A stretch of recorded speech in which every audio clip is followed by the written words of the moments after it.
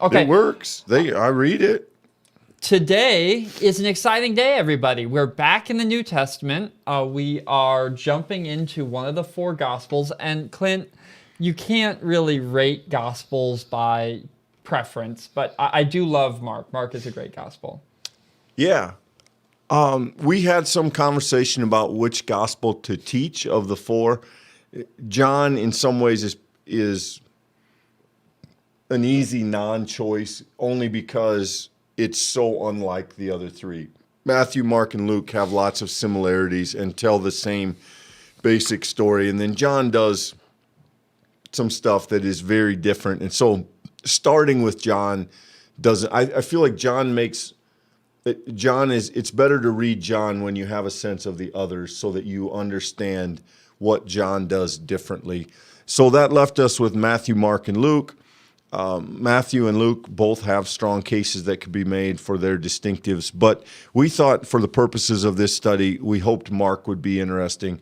Mark is the shortest, and there are lots of things that go with it being the shortest, Michael. Mark is thought to have been the first gospel written, probably somewhere around 65 AD, give or take a few years. And that's a time when the church is being persecuted. So Mark has a kind of condensed feel to it. Also some language in Mark that probably highlights the idea that Jesus is at odds with power structures.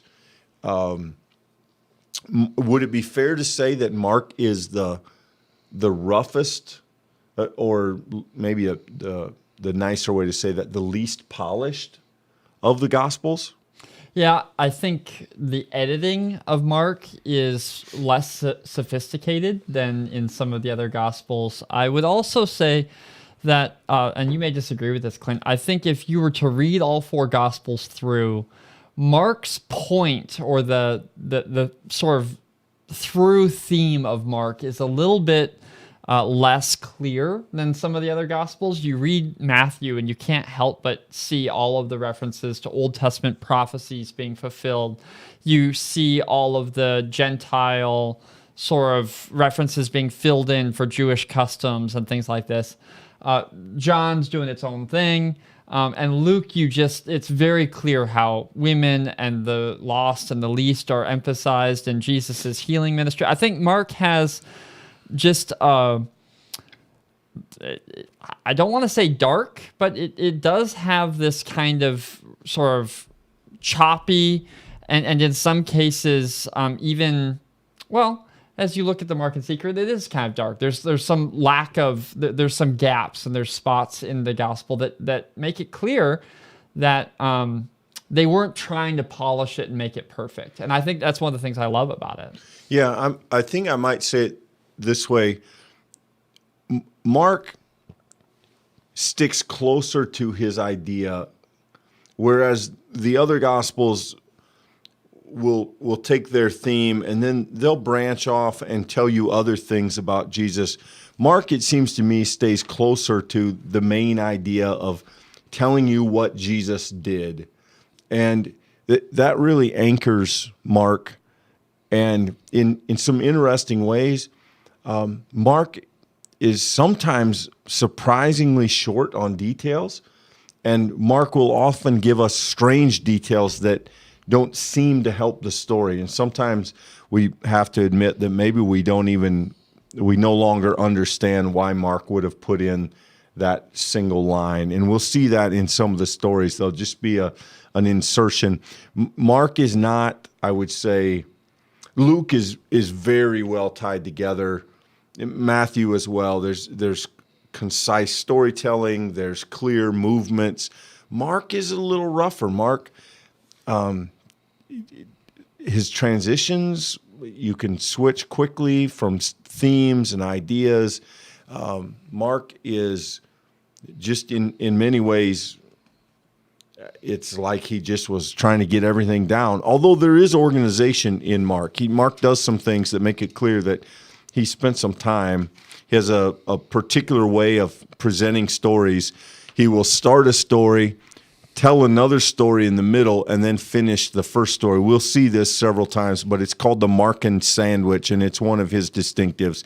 So story A starts somewhere in the middle of story A. He tells story B, and then after B is over, he finishes. And there are times he'll do that even 3 times. Normally, it's just groups of 2. Occasionally, there's even more layers than that, but generally just 2 stories at a time.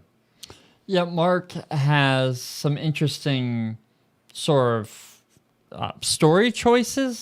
Some emphasis in Mark is on Jesus's revelation to those around him, and you'll find in numerous cases this idea of who understands who Jesus is set against the idea of who doesn't. And there's particularly this thing that happens in Mark called the Markan secret, where Jesus is often just completed a miracle and talking to the person who was healed or a demon was cast out, and Jesus will say, you can't go tell anyone what just happened. The other gospel writers don't really include this idea that Jesus is sort of dissuading people from going out and sharing the news. And for me, Clint, when I come to the book of Mark, it's always helped me. We don't know who the original audience, who this book was delivered to, but it's always helped me to think of this book being handed to a persecuted Christian in Rome, because this book has throughout it this sort of idea that the good news of Jesus is absolutely clear to some, and it is not clear to others. And the people who get it, who understand Jesus, at least in the beginning of the story, tend to not be the people that you think it should be. And the Markan secret, I think, it'll be interesting as we go through the book together, because it does pose some questions. Why would Jesus, who is the Son of God, revealing God's best intention for the world, why would Jesus not want that news to get out there? And it adds an interesting layer to a reading of Mark. Yeah, and when we get to the end, there's a thing that happens, and it really is, I would say, even masterfully done by Mark, the way that event is set up. Some other things about Mark tends to have abrupt starts and stops of stories. Probably nowhere is this more obvious than the end of the gospel. We'll talk about that, but there are actually 2 endings of the book of Mark. One is clearly thought to be earlier, and it is very rough, and it looks like then some others, actually 2 others, were probably added later to try and finish Mark's idea, but the original ending is very much a cliffhanger.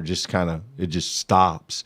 And I think there's a reason for that as well, and we'll explain that to you when we get there. Lots of healings, the early part of the story especially. Some of the classic sections that you might know of the other Gospels, Sermon on the Mount, there's a little bit of that scattered throughout Mark, but there's no real sermon section. The Lord's Prayer, that kind of the Beatitudes, that stuff that you may know from other places, that didn't make Mark's telling. Mark sticks so close to the bones of the Jesus story that he doesn't really wander much into some of those other kind of doctrinal type places. It's mostly about what Jesus did, what happened to him, and then later on, some of what it means. Yeah, I think that Mark as a gospel is the one that really textual criticism makes the most impact on. And textual criticism is essentially the scholarly study of trying to get the text that we have over thousands of years to the closest that was originally written. And what's interesting about Mark is you'll read sections of Mark that you can then go look at the other Gospels, particularly Matthew and Luke, and you'll find a ton of this book word for word in those other books. And so some scholars have looked at Mark and said, Mark must have, with some other sources, really provided sort of not just the bedrock of Jesus' story, like you were saying, Clint, but actually the bedrock of some of these other gospel writers' tellings of Jesus' story, that this book in some ways provides a foundation for that. And I think what's interesting about Mark is you get a little bit of a glimpse into the earliest church's trying to make sense of who Jesus was and trying to pass on the stories of Jesus. And it's funny, I hear us talking about, well, it's a little rougher and the editing is different and it includes these different elements. If you haven't read the other Gospels a lot, this stuff might not be obvious to you. I mean, on its surface, this is Jesus's story. But what I think makes Mark so interesting as you study it is you're digging into some of the earliest stories of Jesus, and in some ways the least ornamented version of them. Yeah, and we'll try to point those out. And Michael makes reference to the idea of figuring out the gospel, some of the text and the order. So let me give you an example. You probably know this, but the original gospels, which we don't have, we don't have anything that we would consider the first thing written. We only have copies that came much later, but they don't have names on them. The originals don't say written by Mark, and they don't have dates on them. And so those things were sort of figured out in scholarship throughout the history of the church. And fairly early, Mark, the character John Mark, probably in the book of Acts, is attributed to this letter. And Mark is thought to be the earliest because we think it makes sense that if you had a short gospel, that Matthew and Luke would come and add to it, much more than it makes sense that you'd start with Matthew and then Mark would come along and get rid of half of it. It just makes sense that you start with shorter and rougher, and then subsequent versions would be more nuanced and longer and have more information, more material. So we think that Mark is first, but Mark is not listed first because Matthew was given the name of a disciple, and when the order was being done, it was sort of preference, the idea that Matthew must have been written first because Matthew was a disciple of Jesus. Scholars would significantly probably question some of those ancient assumptions. And I think for the last 100 years at least, it has been well established and generally thought among scholars that Mark gives us the earliest gospel that we have. We see in Mark evidence of the first things written trying to tell the history of Jesus's ministry. And so I think that alone makes Mark really interesting. Personally, I like Mark. Mark leaves for a person who tries to preach. Mark is a wonderful gospel because there are all these unanswered questions. There are all these gaps, and it's fun to play around in those gaps. Those gaps raise lots of questions. And Mark seems very comfortable with the idea that there are loose threads attached to the story. And that makes his telling of the story, I think, interesting and maybe not completely unique, but generally unlike the other Gospels. Yeah, I think if I was going to sell this study, not that you need to sell a study of a gospel, but I think what I'm excited about is this is a timely moment to read the Gospel of Mark. The gospel includes lots of difficult stories of people in difficult moments, darkness, really people who are seeking to understand where is God in the midst of my trouble and my trial. And as we know, we live in a world that's going through a difficult season right now. There are lots of trials to go around. And I think in many ways, the same question that lives underneath this gospel goes with us, many of us, in our daily lives right now. Where is God right now? What is God doing? What is God about? And the great good news in Mark is that God is with us, even if we sometimes fail to see God's working.